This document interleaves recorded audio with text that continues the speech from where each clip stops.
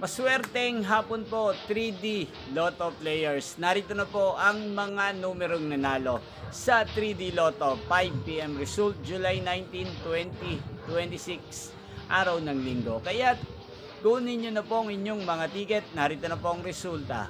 Nakikita nyo na po ngayon sa screen ng inyong cellphone ang mga numerong nanalo sa 3D Lotto 5 PM result. In exact order po yan.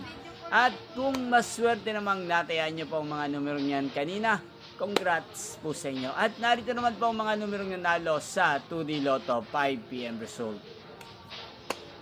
Yan, ano nga ba ang magandang numero ngayong hapong ito sa 3D Lotto pang 9 PM draw?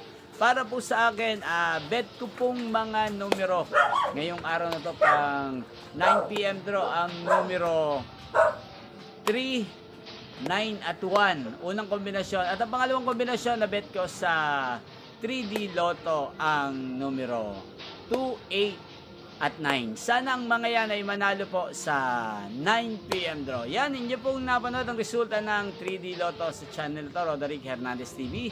Magkita-kita pong muli tayo mamayang 9 PM. Thank you for watching.